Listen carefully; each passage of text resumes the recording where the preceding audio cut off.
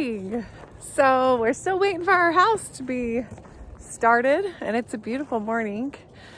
I'm on my way out to do morning chores, and I'm hatching some eggs. So I'm going to share with you what I've been learning. I got me a little hatching incubator, and I've already made John order me a second one because I have so many eggs I want to try hatching, and I'm having fun with it. So it's entertaining me while I'm waiting for my house build to begin. So I'll share some clips of what's going on and what I'm learning about it. But it's a beautiful morning and I'm headed down to do the chores. So talk to you later. They're all sitting down there waiting for me to show up. It's just freezing, miserable. The white cow stands over there, and then she hangs out right over there. Look how beautiful it is. I miss the bright pinks and all the colors when the sun first comes up. I was taking the kids to school. I'll try to catch that. It's about an hour ago, maybe an hour and a half ago. I'm letting the dogs out so I can get all my chores done and let the chickens out. So much fun. All right, so this is my incubation station. This is what I've kind of set up to make work. We don't have room here in the trailer to be doing this, but I wanted to get started to see if I could do it. So I cleared out a shelf, as you can see down here. This doesn't even have to be here. We don't have room. So I did put a gardening rack waterproof so that this doesn't drip down onto the bottom shelf, because you have to use humidity and water. On this incubator, I'm unsatisfied with the module here, the top. It says the temperature, which is great. It has a little light here so I can check eggs. You just stick the egg on top and push the light. I like that about it, but it doesn't have, it has the temperature, but it doesn't tell me the humidity. So I have been going off of this condensation here. I put in the first time the amount of water it said to put in this and turned it on, and I watched this amount of humidity here develop. And then when it's less, I add more water. And then I've been reading that you have to add, it's supposed to be sitting at 50 to 55% humidity. So, and then you up that on day 18. So I put a calendar here. I got a calendar. And when I put my first eggs in was this orange, and then first batch. And I drew out with the orange line, they're 18 days. I have to raise the humidity to like 95%. So I plan on putting in a cloth filled with water and then fill up the bottom. And they go on lockdown. They should start hatching or pipping about here, between here and the 21st day. So this one is my next batch. A couple have them a date on them that says January 7th, and a few of them have a date on them that says January 6th. And you can see how I've marked it out, put lockdown, and this is when they should start pipping and hatching. Every one of them is listed here on my calendar, and all those eggs are in there. This incubator has a rotator on it, so it shuffles the eggs on this tray slide. And that keeps me from having to roll over the eggs manually by hand 3 times a day. I like that, but I have to remember on the lockdown day, the day that they're on their 18th day, I have to go in, pull out the slide, and then separate the eggs, because the ones that are not on the first rotation, so all of these eggs here and these eggs here, they still are going to need me to rotate them 3 times a day. That is why I asked John if he would buy me another incubator so that I could leave these ones in their lockdown. This first batch is going to be on lockdown on the 18th.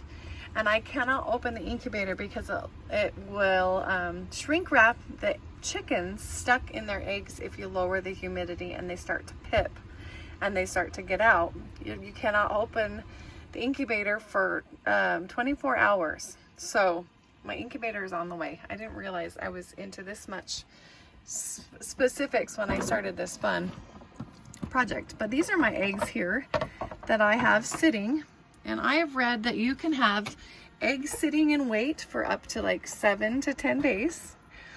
So as I see the eggs, like my silver phoenix are here, they're my silver phoenix females, these 3 are their eggs.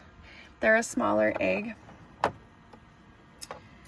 And see, I wrote the date that I collected it, January 11th, and then I will know when I pulled them from the coop outside. This one is Riker's. I think it's I'm trying to blink right now. His big, huge chickens. The copper morans is what they're called. Sorry. This is their first egg. And then these ones are from Kendry's, and I don't remember what hers are called. They have the fluffy tops on their heads. Those are the white eggs. Anyway, so when I see specifically which ones I would like to put in my next incubator, I'm pulling them, holding them, and I'm writing their day that I pulled them from outside on here. Now, see, you're supposed to put the small end down and the big end up here. And you're supposed to sit them while they wait, and that way it collects an air bubble at the top of here on all of the eggs. And they can sit there for about 7 to 10 days, like I said. So this incubator, I mean, I do like it, but I just wish I could see that I am at the 55% humidity and that it's the right. And also I would like to have an option of more room. So my plan is to use this one as like the 18th day incubator, fill it up totally with water, and then I'll know that I have tons of humidity. The next one that I ordered says on the top, it has the temperature, and then it has on the side, I'll show it to you in a later video, that it will say like 55% humidity. So I'll know I'm spot on what I'm supposed to be. And that way I can keep track better and make sure that I'm doing the right thing. But this is how this works. You put that on there, and you press the light, and you can see the yolk in there. That's what that dark circle is around this top here. You can kind of see it. I'm just gonna, see the air bubble right there. You can see the air bubble sitting there. And if it's a fertilized egg, when I stick it in 18 days, there will be a baby developed, which is so fun for me. I've never done this before, so I'm new to it, and I just thought I would share as I try and see how I do, and I'll share that journey as I do it. Okay, I grabbed one of my eggs out that is on its 11th day. You can see the development inside there. See that dark stuff? And you can see this one little spot right here inside there. Can you see the veins and everything? That is developing. Look at the veins in the egg. I don't want to keep it out here too long, but I just thought I would share. This is for my first batch and what's developing. It's really fun.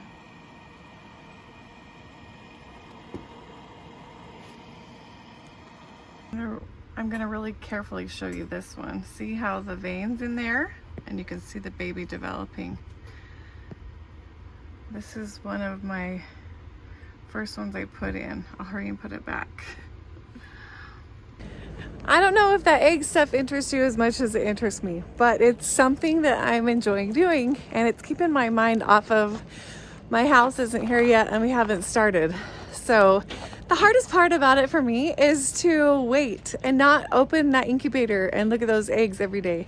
For having to wait for the first 8 days really was hard. So I've looked at them twice since then, and we're on the 13th day, just so that I could kick out the ones that weren't good and that I could replace different eggs into the incubator.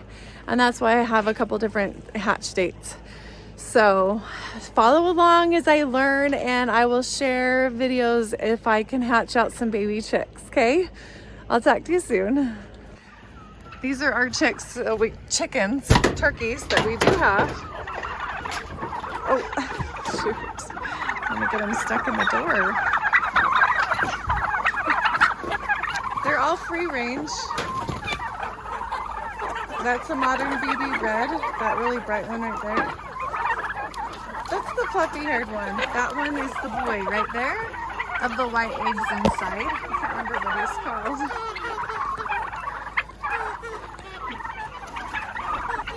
Look how pretty. I have two of the males of that one. That one right there and the dark one behind it. Pretty. And I have a turkey who wants to get my phone. How are you? Hi. Oh, part. And that's my silver phoenix female right there. Three of those. I did have a male, but when I got my baby Chihuahua, my male silver phoenix, I had to get rid of the rooster. He was mean and he tried to, multiple times, kill my Chihuahua, tear him open. So I had to get rid of him. These, look at that frostbite on that. Oh, you poor thing. I'm sorry you have frostbite.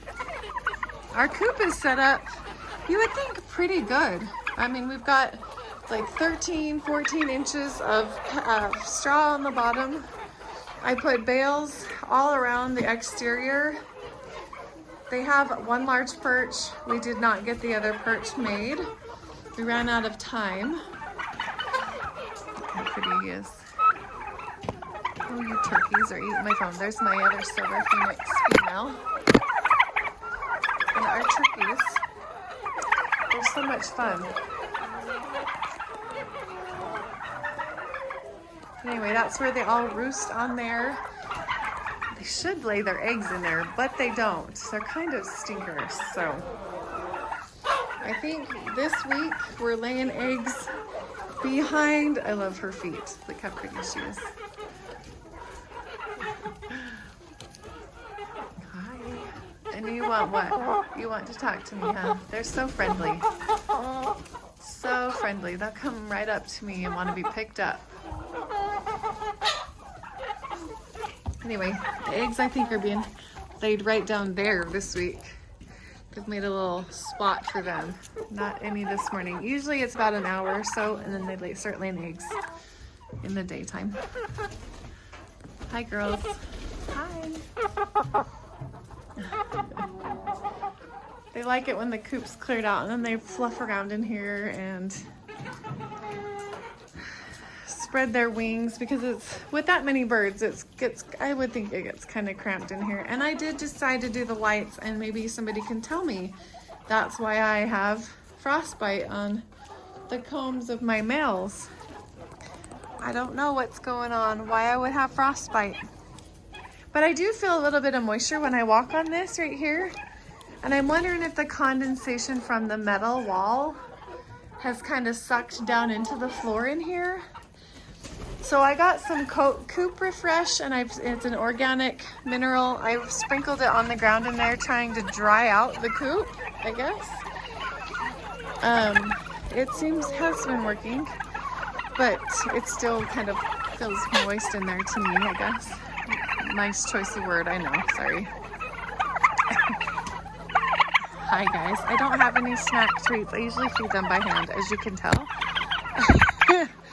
I like to give them fresh veggies every day. That's why the ground has peas on it, and squashes and pumpkins and stuff. So we do have kind of a messy area, but they all come, ouch, they all come out here to eat. That's my thumb. Those are my fingers. Anyway, they all come out here to eat, and then they spend their day in and out of here. But this has become a fun hobby, and then the eggs thing is becoming even more fun hobby. I'm just absolutely loving it. So I would like to separate them a little bit and divide them into, like, these are the silver phoenixes, and then put a male in with them, and breed them. So we may in the future do that, but as for right now, we don't even have a house. So these guys at least have a home all together where we thought that they would be nice and warm, but it's below freezing temperatures right now. So I'd like them all to go back inside. I'm gonna close this so there's only a small crack in the door. In the future, we're going to get this completely closed and then cut this above the hinge so that only a square part will open up. But we'll have to find a different place for all of our turkeys. That's our bourbon red turkey. We can't decide if it's a boy or girl. I think it's a boy. This is a female right there. And that one's a female. And that one's definitely a boy. Anyway, it's fun raising them from babies, day-old babies, to this size, and seeing them grow and mature and all the different styles that we have, kinds, whatever.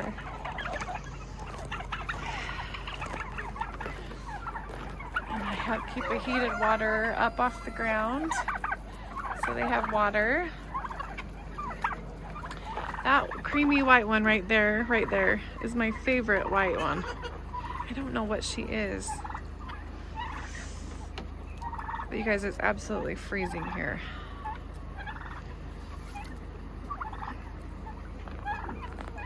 It's a nice skating rink. Okay, well, I'll share more chicken information and videos at a later time. Talk to you later.